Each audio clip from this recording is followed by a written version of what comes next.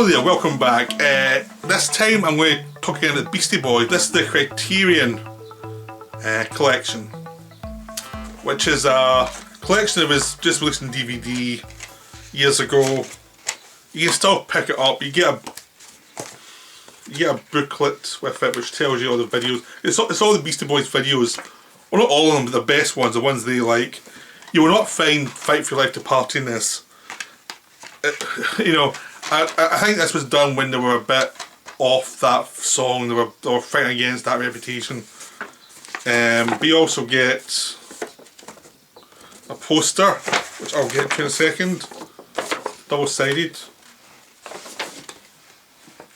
Very nice poster. And this is a kind of a companion piece to the Beastie Boys story I did a few weeks ago. I've also got this other collection. I'm not going to talk about it too much. The Spike Jonze collection, because he did a lot of the Beastie Boys videos, and as well as other videos by Bjork and Fatboy Slim. You'll probably see the Christopher Walken one he did for Fatboy Slim. So these two, Beastie Boys and Spike Jonze, were a kind of good combination. But also Adam York, who was one of the Beastie Boys, also directed a lot of the videos, and some other people come in and did the videos as well. And the reason I'm talking about this, and I think the reason why this got a release as a DVD by Criterion, is the Beastie Boys put effort into videos. And they made really inventive ones. They really went for it in ways that keep themselves interested, and keep the audience interested. And all the videos seem to match the songs really well. Like, they'd thought about it, what we're going to do with this, and they actually put some effort in to make sure it wasn't just a big slick video. I think because they went very DIY with their videos a lot of the time and embraced the idea of low production value to allow them to actually be more inventive, it created a different feel for them. So they weren't like slick music videos the way Queen did them in the 80s. These are much more hanging around with a bunch of people and finding props and finding ways to reinvent the wheel a little bit. And what can you do with three guys singing with a lot of background music that isn't going to get played in the album, or not going to get played in the video? So what do you do with that? Well, what they found to do was a lot of really interesting videos. I'm going to put this thing back up because I need to use it to quote some of the videos. Basically, it started out, I mean, they did one or two music videos from the first one, the first album, with the Def Jam label. Then when they moved over to Capitol, they took more control over it, and Adam York was actually directing most of them. And the first really good one was Hey Ladies. This was a really fun song, and it was also a terrific music video with the time the Beastie Boys were staying in this place in LA, owned by someone who had a lot of these old costumes from the 70s. So they used these costumes for the music video, and they were all really 70s, a lot of pure 70s looks.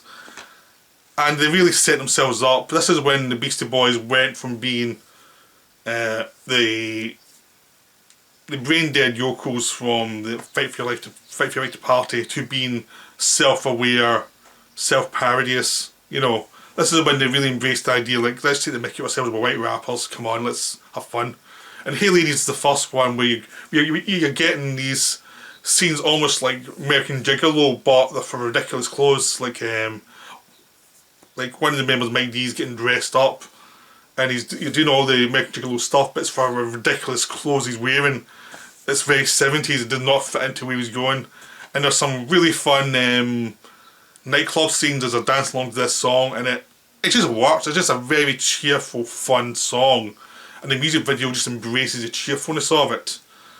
You've also got Shadrach from this era, which is a music video where they've shot a lot of stuff from them playing the song, but it's been painted over to make it feel like it's a moving painting, which is very, you know, advanced for the time. And it's a wonderful video because it creates this feeling of being there but be a distance at the same time. It's the kind of fantasy version of the of what they were doing and the little concert they were doing, but it was also kind of the imagined version of it at the same time. The thing you imagine if you've been to a concert, if you're having a concert, that's what you imagine a concert would be. And it's just having a lot of fun with it, and it's just enjoying playing around with the conventions of the music video and what it can be and what it can do, and where you can push it to create something intriguing. When they went to the third album, this is where they started to get really ambitious by being very low key. Because Shadrach and the Hey Ladies still felt like a music video. They still felt the production values, they were fighting against it, but they still felt like a music video in some ways, because you dance sequences and things. But when you go to like Sabotage and what you want and Sure Shot, it's much more like shooting people from the back of a car. It's much more low budget. Apparently they didn't always get permits for things, and they ran around with cameras a lot of the time, and went to Las Vegas, hiding a camera as they walked through Las Vegas. So they were doing what they wanted, and they were making it very kind of immediate, using technology that felt like anyone could use. And I think it really worked. But one of the songs were really good in this era, but also the music videos were very different from what everyone else was doing.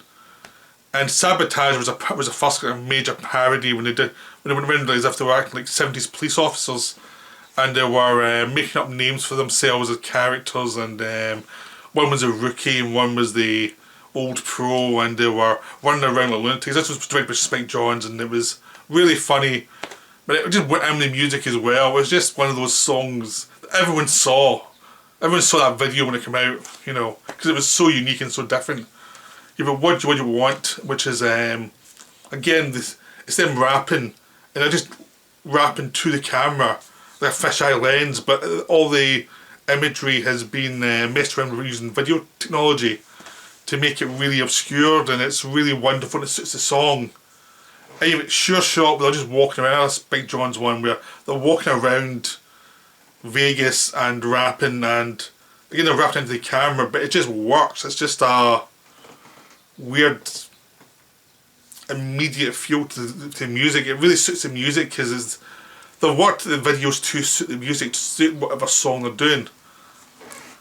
They would move on from that as well though. I mean, they had other songs where they try to find the title here, because you had Nettie's Girl, which started at the same time, where it's really silly and it's a dream, and they're actually just moving around a pond in LA in these little pond boats singing, and it's like, it's so low budget, but it's just perfect for what they're doing. It's so silly and so weird, and try to find this song. I cannot find it, and I usually know this song quite well. Something's Got to Give, that's it. And basically, Something's Got to Give is basically them playing music, and the music video is just shots of war. Like from Vietnam, and explosions and things, and it's obviously a political one, but it really works. It's just like, they're using their imagination, they're using stock footage some of the time, and they're creating an experience with these music videos. Later on they would actually go on to do other stuff like Intergalactic, which was like a Godzilla movie, but it was a giant robot going around the city and destroying the city, and you see them on the streets in these silly costumes all in yellow doing a rap song. Again, it's just wonderful, really, really weird and twisted and odd, and it just feels like they're always trying to advance themselves. There's other ones where they're in like Iceland, and the camera's panning past them, and it's not even holding on to anyone who's playing. Sometimes like the pan's going on, and it doesn't matter if you're playing or not, it's panning going past you. It just works so well, and it moves around the back of them when you actually get the massive amplifiers, and it's Pink Floyd, as if it's old amplifiers from another band basically, and they're setting themselves up constantly, but they're also always intrigued by the idea of what can you do visually with this song, how can you expand it slightly to create something new within this what was a very conventional music video medium, because by the 80s they become super productions. By the 90s they were starting going to self-parody. You know, so some of the Beastie Boys came around and did their own thing and created something unique that jumped out, because I remember most music videos at that time, you're not even bothered watching them, because most of the time I've seen that before. It's like an industrial video almost, like, yeah, that's been done, who cares? Like, it was over pretty much, but the Beastie Boys found ways to subvert it and create new things for the medium, just to do their own thing and be very DIY and be very unique with it. And then, I mean, the fact that the songs were good also helped, really. That really did help as well. We're doing catchy songs, and it was good to listen to the video as well as seeing what they're doing visually. I mean, the videos in this, the audio is not the greatest audio. I mean, it's like, it's DVD quality, so you don't, you're going to hear better audio if you listen to their music in a CD, you know. But you get this, in this collection, you get the music videos. You also get like notes when each one was made. You get different cut things, like the original footage, different versions of the song and audio, that different ways, like was it live or was it pre-record. So you can switch it around to see different versions of the track throughout its evolution. So it's a wonderful set. The Spike Jonze set has all that stuff as well. Like, it has the stuff he shot for the Beastie Boys, but you also get some extras of different videos he shot for other people at the same time and his evolution. But you also get in this one, this was really good, is because he's pals with the Beastie Boys, they do commentaries not only on their video, talking about how they shot, how they stole footage, and how at certain points some Beastie Boys weren't actually in the video where you thought they were because they had a court appointment. You know, which is a nice little thing. And but they're also taking the mickey Spike Jonze a lot, like mocking his dancing technique from the Fatboy Slim video he did, where he played as a dancer outside a movie theatre. They're just mocking it and saying he's method acting, and they keep on calling him cheap. And they're always asking, did he pay the band at all? Did he steal all the money for himself? And it's like non-stop ragging on him how cheap he is, and how, you know, how some of these bands split up after they worked with him within a week of working with him. And it's like, the one comment is great. It's like, yeah, I'm not saying the video's bad. It's a very good video, but it's still cheap. And it's just great. It's just like a ragging friends doing each other that just comes through. It's really funny, and it's just a nice moment of hilarity when what could be a pompous moment. So this is also recommended. These are hard to get hold of now. I got them when they're still quite cheap, but they're now getting pretty expensive. You've also got the Chris Cunningham ones, you've got Michael Gondry ones, Michelle Gondry. There's a whole bunch of them, and they're all getting more and more expensive. So, all recommended. The Beastie Boys Criterion one is quite easy to get still, so, and it's usually not that expensive in DVD, so I would also recommend that. I hope they do an upgrade of this one. It'd be nice to get an upgrade into Blu-ray for that, the Beastie Boys Criterion, because they're so well made, these videos. It would be nice to see them upgraded and done properly, done in 1080p. But we'll see. I hope you enjoyed that video, this little extra, this little companion piece to the Beastie Boys stories I did a few weeks ago. I just thought it'd be nice to do them, because after I did that video I started watching the music videos again and listening to the music again, and I felt there was another video there to make, so here it is. Well, I'll be back soon with another video. I'll see you then. Bye for now.